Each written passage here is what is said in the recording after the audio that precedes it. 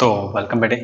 हम लोग पढ़ रहे हैं +2 एनसीईआरटी का second chapter sexual reproduction in flowering plants. ठीक है, तो अब तक हम लोग इस चैप्टर के अंदर क्या कुछ कवर कर चुके हैं। हम लोग फ्लावर की बेसिक स्ट्रक्चर को समझ चुके हैं। उसके बाद में हम फ्लावर के अंदर मेल पार्ट क्या कुछ होता है, ठीक है। उसके बाद में माइक्रोस्पोरोजेंसिस को, ठीक है। फिर हमने फीमेल पार्ट को समझा। उसके बाद में हमने क्या देखा, एम्ब्रियो सैक को और फीमेल गैमेटोफाइट के मैचुरेशन को हमने समझने की कोशिश की। और लास्ट लेक्चर के अंदर हमने क्या देखा, बेसिक्स ऑफ पॉलिनेशन के बारे में हमने स्टडी किया। तो पॉलिनेशन के बारे में हमने पढ़ा, तो हमने कुछ एक ऐसी चीजें पढ़ी जो क्या कर रही थी, सेल्फ पॉलिनेशन को प्रमोट कर रही थी। कुछ एक ऐसी चीजें पढ़ी जो कि सेल्फ पॉलिनेशन को प्रमोट कर रही थी। जैसे जो फ्लावर, कौन से फ्लावर, जो कि क्लिस्टोगैमस फ्लावर होते हैं। कौन से फ्लावर, क्लिस्टोगैमस जो फ्लावर होते हैं वो क्या होते हैं, वो सेल्फ पॉलिनेशन को क्या करते हैं, प्रमोट करते हैं। ठीक है, क्लिस्टोगैमस फ्लावर और जो मोनोक्लिनी थी, क्लिस्टोगैमस फ्लावर, मोनोक्लिनी। मोनोक्लिनी वर्ड का मतलब क्या होता है कि प्रोडक्शन ऑफ बाइसेक्सुअल फ्लावर। तो ये जो चीजें हैं, ये सब चीजें क्या करती हैं, सेल्फ पॉलिनेशन को प्रमोट करती हैं। क्या करती हैं, सेल्फ पॉलिनेशन को प्रमोट करती हैं। तो एक बात ध्यान से सुनिए, एक बात ध्यान से सुनिए कि अब देखिए, अब लगातार अगर सेल्फ पॉलिनेशन होता रहेगा, अगर लगातार सेल्फ पॉलिनेशन होता रहेगा तो उससे क्या होता है कि लगातार सेल्फ पॉलिनेशन होने के कारण जो जीन्स होते हैं एक्चुअल के अंदर, जो रिसेसिव जीन्स होते हैं, जो रिसेसिव जीन्स होते हैं किसी भी पॉपुलेशन के अंदर या किसी इंडिविजुअल के अंदर, जो रिसेसिव जीन्स होते हैं वो लगातार इनब्रीडिंग होने के कारण या फिर लगातार सेल्फ पॉलिनेशन होने के कारण वो होमोजाइगस कंडीशन के अंदर आते हैं। और होमोजाइगस कंडीशन के अंदर आने के कारण जो प्लांट है या जो पॉपुलेशन है वो, उसका जो एग्जिस्टेंस है वो खतरे में पड़ सकता है। ठीक है, तो एक्चुअल के अंदर होता क्या है कि जो रिसेसिव जीन्स हैं वो जब होमोजाइगस कंडीशन में आते हैं तो वो अपने रिसेसिव इफेक्ट को शो करते हैं। ठीक है, तो इन जनरल ये देखा जाता है कि जो रिसेसिव इफेक्ट होता है वो क्या होता है, प्लांट के लिए या किसी पॉपुलेशन के लिए वो डेंजरस ही होता है। ठीक है, तो लगातार सेल्फ पॉलिनेशन होने से या फिर लगातार इनब्रीडिंग होने से, इनब्रीडिंग भी वर्ड जो है हम किसके लिए यूज करते हैं, हम सेल्फ पॉलिनेशन के लिए यूज करते हैं। लगातार इनब्रीडिंग होने से क्या हो जाता है, इनब्रीडिंग डिप्रेशन हो जाता है। क्या हो जाता है, इनब्रीडिंग डिप्रेशन, इनब्रीडिंग डिप्रेशन। क्या हो जाता है, इनब्रीडिंग डिप्रेशन। ठीक है, इनब्रीडिंग डिप्रेशन का मतलब क्या है कि जो रिसेसिव जीन्स हैं वो क्या आ जाते हैं, होमोजाइगस कंडीशन के अंदर आ जाते हैं। हमने इसे समझा। ठीक है, तो हम इनब्रीडिंग डिप्रेशन को कैसे लिख सकते हैं, इनब्रीडिंग डिप्रेशन को कैसे लिख सकते हैं, inbreeding depression is a reduced biological fitness, reduced biological fitness, reduced biological fitness results due to continuous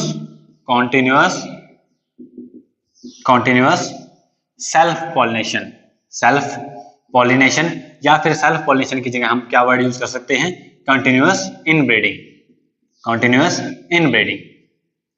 ठीक है, तो इनब्रीडिंग डिप्रेशन वर्ड का मतलब क्या होता है कि it is a reduced biological fitness. क्या है, reduced biological fitness in a population. ठीक है, हम लोग क्या बात कर सकते हैं, reduced biological fitness in a population as a result of, किसके अंदर ये रिड्यूस्ड बायोलॉजिकल फिटनेस है, किसके अंदर, इन a population.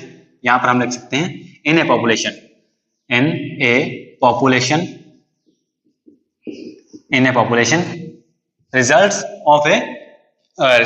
of a continuous inbreeding।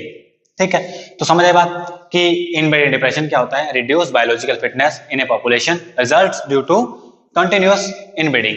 तो इससे क्या हो जाता है, इसे हम बोलते हैं इनब्रीडिंग डिप्रेशन। क्या बोलते हैं, इनब्रीडिंग डिप्रेशन बोलते हैं।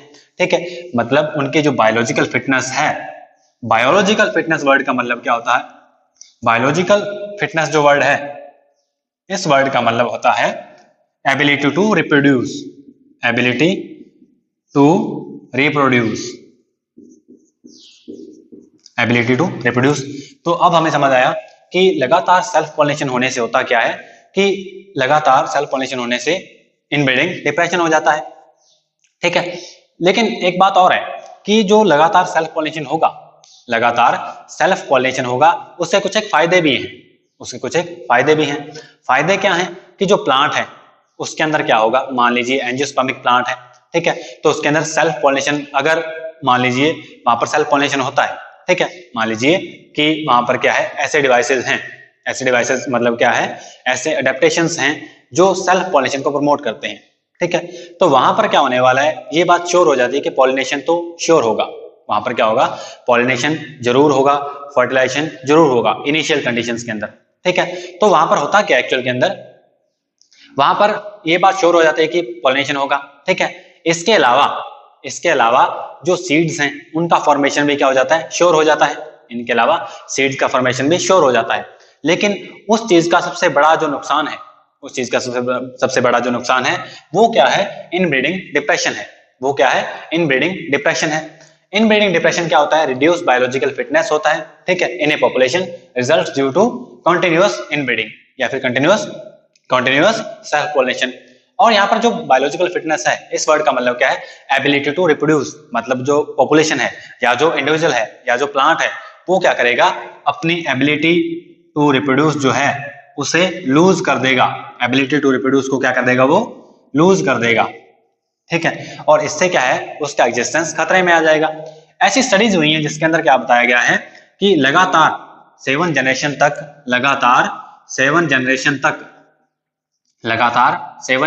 तक सेल्फ पॉलिनेशन करवाने से या फिर इनब्रीडिंग करवाने से जो प्रोजेनी है वो इतनी ज्यादा वीक हो चुकी है, जो प्रोजेनी है वो इतनी ज्यादा वीक हो जाती है कि वो रिप्रोड्यूस नहीं कर पाती है, ठीक है, मतलब उसके अंदर क्या हो जाता है, उसके अंदर इनब्रीडिंग डिप्रेशन हो जाता है। समझ आई इतनी बात, ठीक है। अब हम लोग देखते हैं कि इनब्रीडिंग डिप्रेशन से बचने के लिए प्लांट्स ने क्या किया, ठीक है। अगर लगातार ऐसा होता रहता कि सेल्फ पॉलिनेशन होता रहे, ठीक है, तो इस टाइप से प्लांट्स जो हैं वो खत्म हो जाते। लेकिन प्लांट्स ने क्या किए, कुछ एक ऐसे डिवाइसेस या कुछ एक ऐसी एडेप्टेशंस डेवलप की अपने अंदर, जिससे क्या है, वो सेल्फ पॉलिनेशन को रोक सकते हैं। क्या कर सकते हैं, वो सेल्फ पॉलिनेशन को रोक सकते हैं। तो हम लोग क्या देखते हैं, हम देख रहे हैं अडेप्टेशंस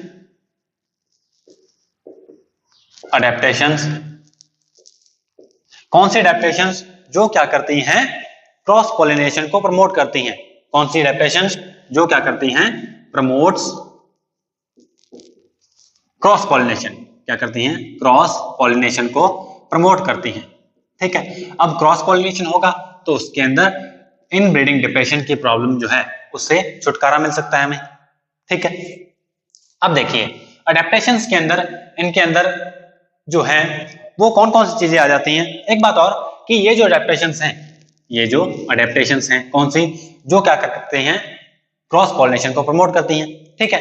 ऐसे अडेप्टेशंस को हम क्या बोलते हैं, आउटब्रीडिंग डिवाइसेस बोलते हैं। क्या बोलते हैं, आउटब्रीडिंग डिवाइसेस।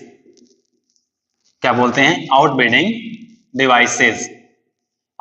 डिवाइसेस क्या है, ऐसे अडेप्टेशंस हैं प्लांट्स के अंदर जो क्या करते हैं, सेल्फ पॉलिनेशन को रोकते हैं और प्रमोट करते हैं वो क्रॉस पॉलिनेशन को।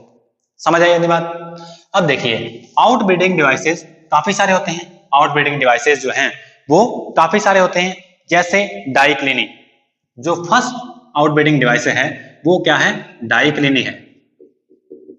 डाइक्लिनी, एक बात ध्यान रखिए, आप लोग नोट्स जरूर बनाते चलें, ठीक है। और हमने क्या किया है, इस पॉलिनेशन के जो टॉपिक है इसके अंदर हमने एनसीईआरटी का जो सीक्वेंस है उसे थोड़ा चेंज कर दिया है, लेकिन आप घबराएं नहीं, हम लोग पूरी एनसीईआरटी को कवर करेंगे, ठीक है।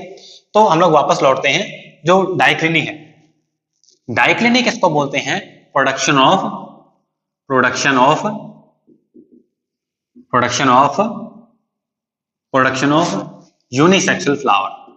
Unisexual flower. यहां पर आपने कंफ्यूज नहीं होना है, डाइक्लिनी क्या होती है, प्रोडक्शन ऑफ यूनिसेक्सुअल फ्लावर्स, ठीक है। मतलब यहां पर जो फ्लावर का प्रोडक्शन होगा वो क्या होगा, जो फ्लावर है वो यूनिसेक्सुअल होगा, वो इधर मेल होगा और फीमेल होगा, वो मेल और फीमेल इकट्ठे नहीं होंगे, ठीक है। जब वो मेल और फीमेल इकट्ठे नहीं होंगे तो वहां पर क्या होगा, वहां पर क्रॉस पॉलिनेशन श्योर हो जाता है, वहां पर क्रॉस पॉलिनेशन जो है वो श्योर हो जाता है। ठीक है, इतनी बात समझ आई। तो प्लांट ने क्या किया, सेल्फ पॉलिनेशन को रोकने के लिए, प्लांट ने सेल्फ पॉलिनेशन को रोकने के लिए क्या किया, ऐसे डिवाइसेस क्या किए, डेवलप किए, ऐसे एडेप्टेशंस अपने अंदर डेवलप की जो क्या करती हैं, क्रॉस पॉलिनेशन को प्रमोट करती हैं। ठीक है, तो उन्हीं को अपने क्या बोला है, उन्हीं को अपने बोले हैं आउटब्रीडिंग डिवाइसेस। ठीक है, आउटब्रीडिंग डिवाइसेस के अंदर कुछ एक हम लोग अडेप्टेशन देखने वाले हैं। जो पहली अडेप्टेशन है उसे हम क्या बोल रहे हैं, डाइक्लिनी बोल रहे हैं। डाइक्लिनी क्या है एक्चुअल के अंदर, प्रोडक्शन ऑफ यूनिसेक्सुअल फ्लावर्स। आप लोग नोट्स जरूर बनाते चलें, वरना आप लोग इन टर्म्स के अंदर कंफ्यूज हो जाएंगे। ठीक है, तो क्या है डाइक्लिनी वर्ड का मतलब क्या होता है, प्रोडक्शन ऑफ यूनिसेक्सुअल फ्लावर, मतलब जो फ्लावर होगा वो या तो मेल होगा या क्या होगा, जो फ्लावर है या तो वो मेल होगा या जो फ्लावर है वो क्या होगा, फीमेल होगा। ठीक है, अगर जो फ्लावर है मेल है या फीमेल है तो उनके अंदर सेल्फ पॉलिनेशन नहीं हो सकता, उनके अंदर सेल्फ पॉलिनेशन नहीं हो सकता, क्योंकि जो फ्लावर है वो क्या है, यूनिसेक्सुअल है, उसके पास जो सेकंड ऑर्गन है, अगर वो मेल प्लांट है तो उसके पास फीमेल पार्ट नहीं है। ठीक है, और अगर वो जो फ्लावर है वो फीमेल है तो उसके पास मेल पार्ट प्रेजेंट नहीं है। तो यहाँ पर क्या है, यहाँ पर क्रॉस पॉलिनेशन श्योर हो जाता है। ठीक है, तो पहला जो हमने आउटब्रीडिंग डिवाइस देखा वो क्या है, वो है डाइक्लिनिंग। वो क्या है, डाइक्लिनिंग। ठीक है, जो सेकंड आउटब्रीडिंग डिवाइस है, सेकंड जो आउटब्रीडिंग डिवाइस है उसे हम बोलते हैं डाइकोगैमी। क्या बोलते हैं, डाइकोगैमी। डाइकोगैमी को हम नेक्स्ट पार्ट में समझने की ट्राई करते हैं। तो हम लोग देखते हैं डाइकोगैमी को। डाइकोगैमी वर्ड का मतलब क्या है, डाइकोगैमी वर्ड का मतलब इसके अंदर बेसिकली होता क्या है, डाइकोगैमी के अंदर कि जो फ्लावर है वो बाइसेक्सुअल होगा। फ्लावर क्या होगा, बाइसेक्सुअल हो सकता है, एक्चुअल के अंदर जो फ्लावर है वो बाइसेक्सुअल होगा। ठीक है, लेकिन उसके अंदर जो स्टिग्मा, फ्लावर के अंदर जो स्टिग्मा है, ठीक है, और जो एंथर है, स्टिग्मा है और जो एंथर है, इनके मैचुरेशन का टाइम, स्टिग्मा एंड एंथर के मैचुरेशन का जो टाइम है, मैचुरेशन टाइम जो होता है वो क्या होता है, डिफरेंट होता है। वो क्या होता है, डिफरेंट होता है। ठीक है, अब ध्यान से बात सुनिए, अगर मान लीजिए बाइसेक्सुअल फ्लावर है, ठीक है, और उसके अंदर स्टिग्मा और जो एंथर है ये दोनों सेम टाइम पे मैच्योर हो रही हैं, ये दोनों सेम टाइम पे मैच्योर हो रही हैं, तो वहां पर क्या है, पूरे के पूरे चांसेस हैं कि उस फ्लावर के अंदर सेल्फ पॉलिनेशन हो जाएगा, उसके अंदर इनब्रीडिंग हो जाएगी। ठीक है, लेकिन अगर मान लीजिए कि जो फ्लावर है वो क्या है, बाइसेक्सुअल फ्लावर है, ठीक है, और उसके अंदर जो मैचुरेशन टाइम है, जो मैचुरेशन टाइम है उसके अंदर या तो स्टिग्मा पहले मैच्योर हो जाए या फिर एंथर पहले मैच्योर हो जाए। अगर इन दोनों के बीच में मैचुरेशन जो टाइम है स्टिग्मा और एंथर का, इन दोनों के बीच में सिंक्रोनिसिटी नहीं होगी, इनका टाइम एक जैसा नहीं होगा, तो भी यहाँ पर क्या हो जाएगा, सेल्फ पॉलिनेशन नहीं हो पाएगा। तो यहाँ पर क्या होगा, यहाँ पर क्रॉस पॉलिनेशन होगा। क्या होगा, क्रॉस पॉलिनेशन। समझ आई बात। ठीक है, तो इस कंडीशन को क्या बोलते हैं, डाइकोगैमी बोलते हैं। डाइकोगैमी के अंदर क्या होता है, स्टिग्मा और जो एंथर होता है, एक्चुअल के अंदर जो फ्लावर है वो बाइसेक्सुअल होता है, उसके अंदर स्टिग्मा और एंथर जो हैं उनके मैचुरेशन का जो टाइम है वो अलग अलग होता है, और ऐसी कंडीशन को हम बोलते हैं डाइकोगैमी, जो क्या करती है, जो प्रमोट करती है क्रॉस पॉलिनेशन को। ठीक है, अब हम लोग बात करते हैं कि डाइकोगैमी के अंदर क्या कंडीशंस हो सकती हैं। दो कंडीशंस हो सकती हैं, या तो मेल पार्ट पहले मैच्योर हो जाए और या फिर फीमेल पार्ट पहले मैच्योर हो जाए, या तो मेल पार्ट पहले मैच्योर हो जाए या फिर फीमेल पार्ट पहले मैच्योर हो जाए। ठीक है, तो जो मेल पार्ट पहले मैच्योर होता है, मैच्योर होने का जो टाइम है वो अलग अलग होता है। ठीक है, अगर मेल पार्ट पहले मैच्योर हो रहा है तो उसको हम बोलते हैं प्रोटेंडरस कंडीशन। क्या बोलते हैं, प्रोटेंडरी, प्रोटेंडरी या फिर प्रोटेंडरस कंडीशन, प्रोटेंडरस कंडीशन। ठीक है, अब प्रोटेंडरस कंडीशन के अंदर क्या होता है, या प्रोटेंडरी के अंदर, प्रो मतलब पहले, और जो एंड्रोशियम वर्ड है ये किसके लिए अपने यूज करते हैं, ये अपने मेल पार्ट के लिए यूज करते हैं। तो मतलब इस पर्टिकुलर कंडीशन के अंदर क्या होगा, मेल पार्ट पहले मैच्योर होगा as compared to female part. तो यहां पर क्या होने वाला है, प्रोटेंडरी कंडीशन के अंदर मेल पार्ट पहले मैच्योर होगा। ठीक है, अब मेल पार्ट अगर पहले मैच्योर हो जाता है और उस टाइम पे स्टिग्मा जो है या जो फीमेल पार्ट है वो मैच्योर नहीं होता है, तो पॉलन ग्रेन लैंड होने के, अगर पॉलन ग्रेन लैंड हो भी जाते हैं तो भी वहां पर क्या होगा, पॉलन ग्रेन जो है वो जर्मिनेट नहीं करेगा, वहां पर पॉलन ट्यूब नहीं बनेगी। ठीक है, जब पॉलन ट्यूब वहां पर नहीं बनेगी तो वहां पर फर्टिलाइजेशन नहीं हो सकता है। ठीक है, तो ये भी क्या है, एक तरीका है इनब्रीडिंग डिप्रेशन से बचने का। ठीक है, जो प्रोटेंडर्स कंडीशन होती है, कौन सी, जो प्रोटेंडर्स कंडीशन होती है, ये कहां पर देखने को मिलती है हमें, ये हमें देखने को मिलती है साल्विया के अंदर। ठीक है, एंड सनफ्लावर के अंदर, एंड सनफ्लावर के अंदर कौन सी कंडीशन होती है, साल्विया, और सनफ्लावर के अंदर क्या होती है, प्रोटेंडर्स कंडीशन होती है।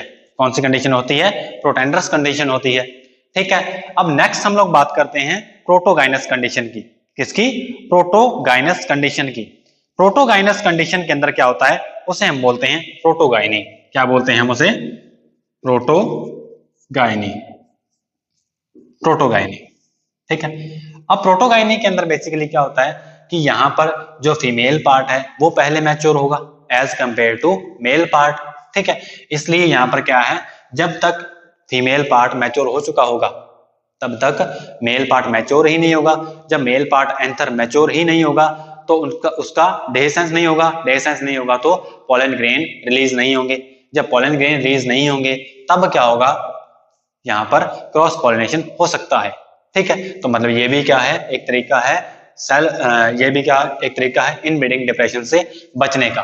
ठीक है, तो उसे हम बोलते हैं प्रोटोगाइनस कंडीशन। प्रोटोगाइनस कंडीशन हमें कहां पर देखने को मिलती है, हमें फाइकस रिलीजियोसा के अंदर देखने को मिलती है। फाइकस रिलीजियोसा के अंदर देखने को मिलती है। ठीक है, फाइकस रिलीजियोसा कौन सा पेड़ है, ये बरगद का पेड़ जो होता है उसे हम बोलते हैं फाइकस रिलीजियोसा। ठीक है, और फाइकस रिलीजियोसा के अंदर हमें क्या देखने को मिलता है, फाइकस रिलीजियोसा के अंदर हमें प्रोटोगाइनी की कंडीशन देखने को मिलती है। ठीक है, इसके अलावा फाइकस बंगालेंसिस भी जो है ये है प्रोटोगाइनी। इसके अलावा फाइकस बंगालेंसिस जो है, फाइकस बेंगालेंसिस जो है, बंगालेंसिस जो है, वहां पर भी हमें क्या देखने को मिलता है, प्रोटोगाइनी की कंडीशन देखने को मिलती है। ठीक है, तो हम लोग पढ़ रहे हैं आउटब्रीडिंग डिवाइसेस के बारे में जो क्या करते हैं, इनब्रीडिंग डिप्रेशन से बचाते हैं प्लांट को या किसी पॉपुलेशन को।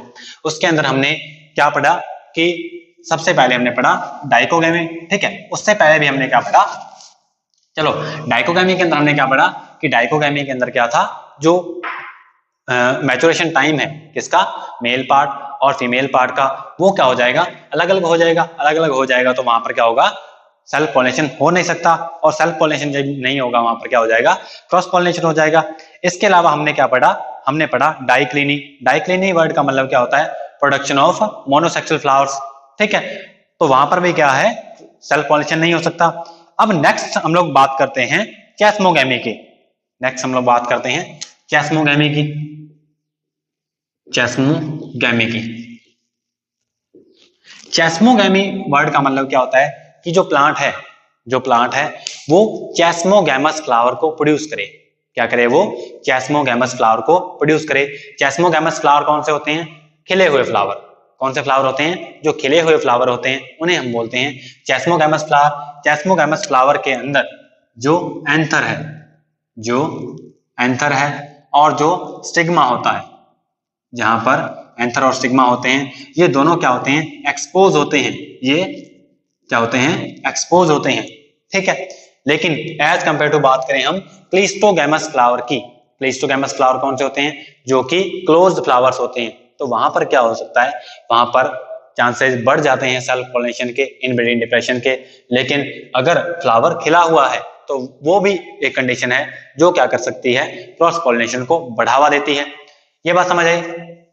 चैस्मोगैमी के अलावा हम लोग और तरीके देखते हैं जो क्या करते हैं, क्रॉस पॉलिनेशन को बढ़ाते हैं। ठीक है, तो उसके अंदर हम नेक्स्ट जो आउटब्रीडिंग डिवाइस है उसकी बात करते हैं, उसे बोलते हैं हर्कोगैमी। क्या बोलते हैं, हर्कोगैमी। हर्कोगैमी के अंदर बेसिकली क्या होता है कि मॉर्फोलॉजिकल बैरियर्स आ जाते हैं। जो फ्लावर होता है वो बाइसेक्सुअल फ्लावर होता है, लेकिन क्या आ जाते हैं, मॉर्फोलॉजिकल बैरियर्स आ जाते हैं। मॉर्फोलॉजिकल बैरियर्स डेवलप हो जाते हैं। ठीक है, मॉर्फोलॉजिकल बैरियर डेवलप होने के कारण वहां पर सेल्फ पॉलिनेशन नहीं हो सकता, वहां पर सेल्फ पॉलिनेशन नहीं हो सकता, ठीक है। इसलिए वहां पर क्या हो जाएगा, क्रॉस पॉलिनेशन हो जाएगा। तो हर्कोगेमी हमें कहां पर देखने को मिलती है, हमें हर्कोगेमी देखने को मिलती है कैलोट्रोपिस के अंदर। कहां पर, कैलोट्रोपिस के अंदर।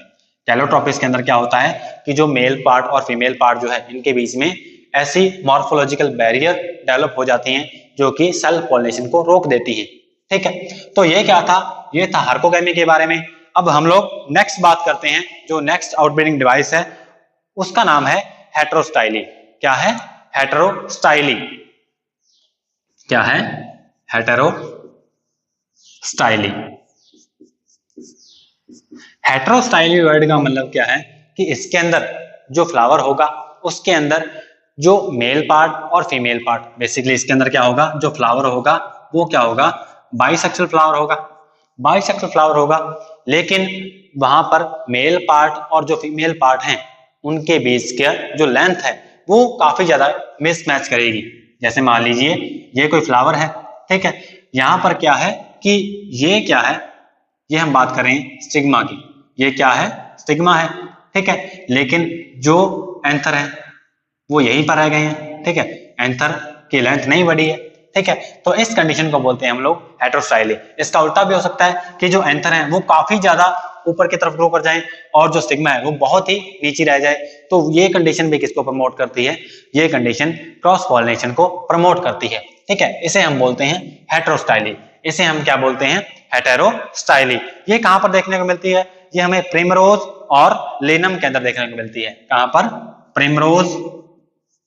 Primrose and लिनम। लिनम क्या होता है, अलसी जिसे हम बोलते हैं, अलसी, ठीक है। तो वहां पर हमें क्या देखने को मिलता है, हेटेरोस्टाइल देखने को मिलती है, ठीक है। जो नेक्स्ट आउटब्रीडिंग डिवाइस है उसे हम बोलते हैं सेल्फ स्टेरिलिटी। क्या बोलते हैं, सेल्फ स्टेरिलिटी।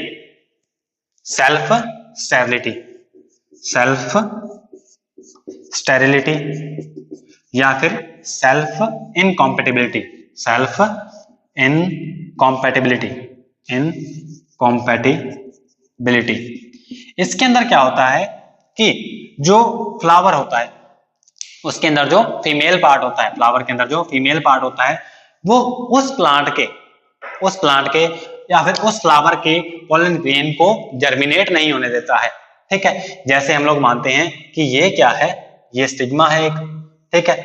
तो इस जो स्टिग्मा है, किसी प्लांट की स्टिग्मा होगी, किसी फ्लावर की स्टिग्मा होगी, इसका जीनोटाइप हम मान लेते हैं S1 S2 है।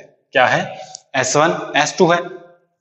अब जो जीन्स होते हैं वो क्या होते हैं, पेयर में होते हैं, ठीक है। एक जीन क्या है, S1 है एंड सेकंड वन क्या है, जो फर्स्ट फैक्टर है S1 है और जो नेक्स्ट फैक्टर है वो S2 है, ठीक है। तो इसके जो एंथर होंगे, उसके जो एंथर के अंदर पोलन ग्रेन मैच्योर हो रहा होगा तो उसका भी जीनोटाइप यही होगा, S1 S2 ही होगा, ठीक है।